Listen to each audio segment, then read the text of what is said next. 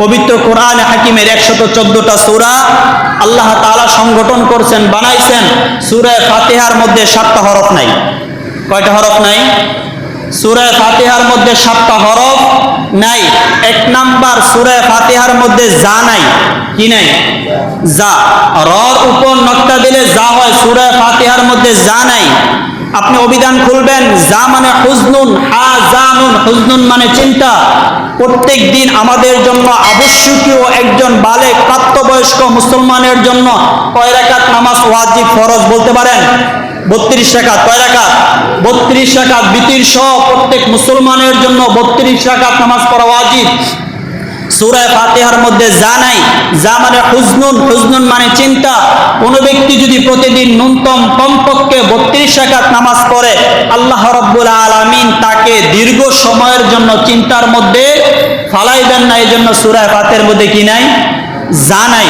সূরা ফাতিহার মধ্যে ফা নাই। ফা মানে ফামিলাতুন শব্দের অর্থ হলো নেশাগ্রস্ত হওয়া। সুবানুন শব্দের অর্থ হলো সাপ। দুনিয়ার জীবন শেষ করার পর আমাদেরকে কোথায় রাখা হবে? কবরে। কোথায় রাখা হবে? আলমে বরজখ, কবর। প্রতিদিন মানুষকে ডাকতে থাকে, হে আমি অপরিচিত ঘর, আমি সাপ বিচ্ছুর ঘর, দুনিয়াতে নেক আমল করে আসো, আমার কাছে তোমাকে আসতেই হবে। যদি তুমি দুনিয়াতে আমার সাথে ভালো ব্যবহার করে আসো, তাহলে কবরে শোয়া দেওয়ার পর আমার চমৎকার ব্যবহার তুমি শুনতে পারবা, দেখতে পারবা। আর যদি দুনিয়াতে নাফরমানি করে আসো, আমি সাপ বিচ্ছুর ঘর। সূরা ফাতিহার মধ্যে তা নাই। তা মানে সুবানুন। সুবানুন মানে সাপ। কোনো ব্যক্তি যদি প্রতিদিন ন্যূনতম 32 রাকাত নামাজ পড়ে, তাহলে কবরে রাখার পর বেঈমান কাফের মুশরিককে এক একটা সাপ হবে কত বড়? দৃষ্টিসীমা পরিমাণ। তার দাঁতগুলো হবে লোহার মতো, গর্জন হবে বিজলির মতো, ঠাডা করার মতো চমৎকার চমকাইতে থাকবে, চোখ দিয়ে আগুন বের হইতে থাকবে, তাকে পেঁচা এমনভাবে আঘাত করবে।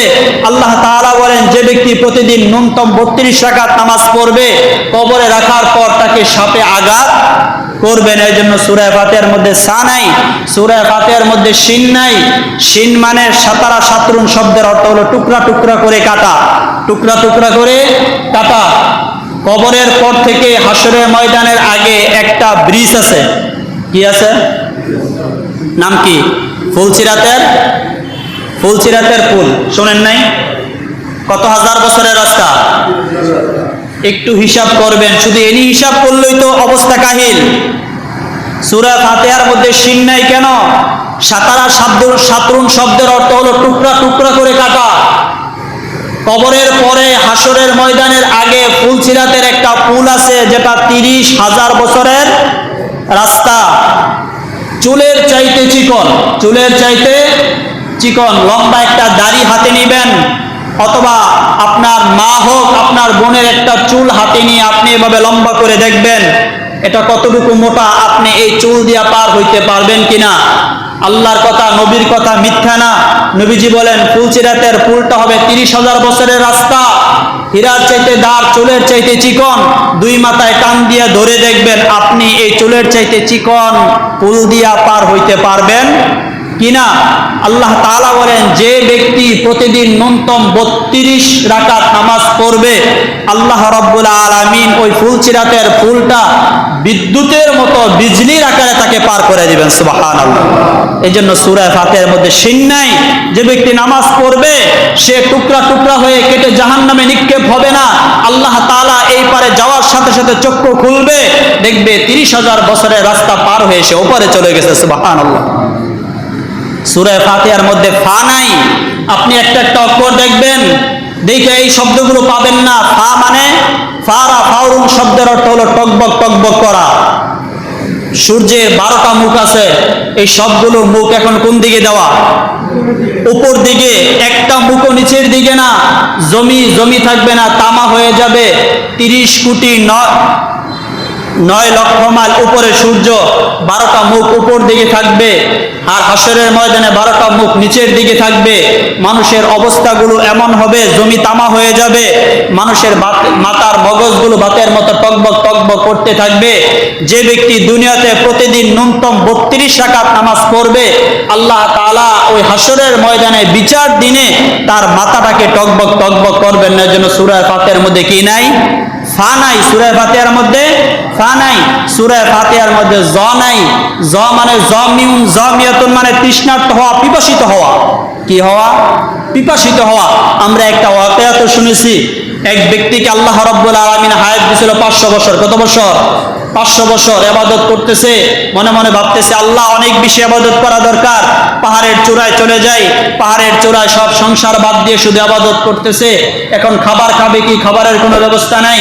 আল্লাহর কাছে দোয়া করছে, আল্লাহ এই পাহাড়ের চূড়ায় ইবাদত করব, আমার জন্য খাবারের ব্যবস্থা করে দেন। আল্লাহ তাআলা প্রতিদিন ঝর্ণা থেকে মিষ্টি 1 গ্লাস পানি আর আনারের ব্যবস্থা করে দিলেন। সে প্রতিদিন আল্লাহর ইবাদত করে, 1 গ্লাস মিষ্টি পানি আর আনার খেয়ে জীবন পরিচালনা করে। কত বছর? 500 বছর। কত বছর?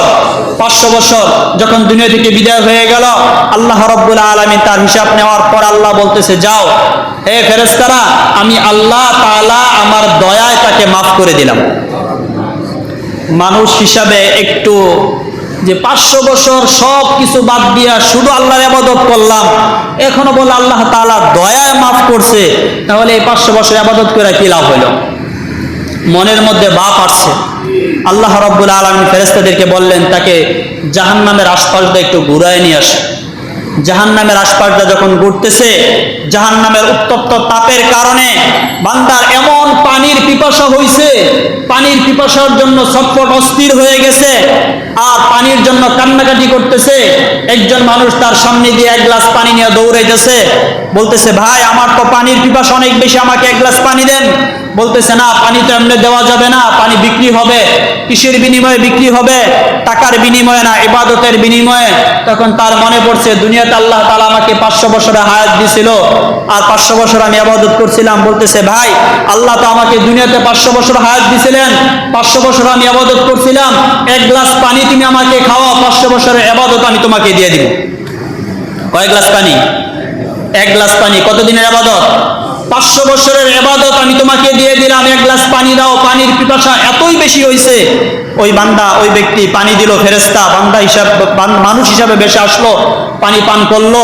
আল্লাহ তাআলা বলল, বান্দা এই যে 500 বছরের ইবাদত 1 গ্লাস পানির বিনিময়ে বিক্রি করে দিলা, আর ওই আমি পাহাড়ের চূড়ায় তোমাকে প্রতিদিন 1 গ্লাস মিষ্টি পানি আনার খাওয়াইতাম, কত পানি আর কতগুলো আনার খাইছো, আর হিসাব দাও। হিসাব আছে? হাসরের ময়দানে মানুষগুলো যখন আতঙ্ক হয়ে যাবে, পানির পিপাসার জন্য চিৎকার করতে থাকবে, তখন আল্লাহ রাব্বুল আলামিন ওই সমস্ত বান্দাদেরকে কুদরতিভাবে হাউজে কাউসারের পানি পান করাবেন। যারা ন্যূনতম প্রতিদিন 32 রাকাত নামাজ পড়বে, আল্লাহ তাআলা তাদেরকেও পানি পান করে জান্নাতে দিবেন, তাদেরকেও পিপাসিত করবেন না। এই জন্য সূরা ফাতিহার মধ্যে জ নাই, সূরা ফাতিহার মধ্যে খ নাই। হাসরের ময়দানে আল্লাহর পক্ষ থেকে ডাক আসবে, আমতাজুল ইয়াউমা আইয়ুহাল মুজরিমুন ফারিকুন ফিল জান্নাহ ফারিকুন ফিস সাঈর। দুনিয়াতে অর্থ সম্পদ অনেক বেশি ছিল, গাড়ি নিয়ে চলছো, বাহাদুরি করছো, টাকা পয়সার ভরায়ের কারণে জমিনে পা দেও নাই, গরিবদের মাথায় পা দিয়ে চলছো। আমতাজুল ইয়াউমা আইয়ুহাল মুজরিমুন, আজকে গরিবদের কাছ থেকে আলাদা হয়ে যাও, অপরাধীরা তোমরাও আলাদা হয়ে যাও। যে ব্যক্তি ন্যূনতম প্রতিদিন 32 রাকাত নামাজ আদায় করবে, আল্লাহ তাআলা হাসরের ময়দানে তাদেরকে অপরাধী কাতারে দাঁড় করাইবেন না, নেককার মুত্তাকিদের কাতারে দাঁড় করাবেন। এই জন্য খ নাই। সুবহানাল্লাহ। সূরা ফাতিহার মধ্যে জিম নাই। জিম মানে জাহান্নাম, শেষ বিচার, হিসাব শেষ। আল্লাহ বলেন, ফারিকুন ফিল জান্নাতি ওয়া ফারিকুন ফিস সাঈর। একটা দল জান্নাতি আর একটা দল জাহান্নামী। যে ব্যক্তি প্রতিদিন কমপক্ষে 32 রাকাত নামাজ আদায় করবে, আল্লাহ তাআলা তাকে কুদরতি জিম্মা দ্বারা তাকে জান্নাতে পৌঁছে দিবেন। সুবহানাল্লাহ। তাহলে সূরা ফাতিহার মধ্যে 7টা হরফ নাই। 7টা হরফের ব্যাখ্যা এভাবে করা হয়েছে, আমাদের জীবনে সবচেয়ে বেশি আপনি যা কিছু করেন নিষেধ নাই, কিন্তু আজান হয়ে গেলে আমি নামাজটা পড়বো। কি পড়বো? ইনশাআল্লাহ নামাজটা পড়বো। নামাজ আমি পড়বো, আমার পরিবারকে নামাজের আদেশ দিব, নামাজ পড়ে তারপরে অন্য কাজ করব। আল্লাহ ইচ্ছা করলে দুনিয়ার সমস্ত মানুষকে আজান হয়ে গেলে মসজিদটা ভরপুর করে দিতে পারেন না? পারেন কি না? যদি পেট ব্যথা শুরু হয়ে যায়, দুনিয়ার সমস্ত ডাক্তার যদি বেটে খাওয়ানো হয়, তাহলে পেট ব্যথা ভালো হবে?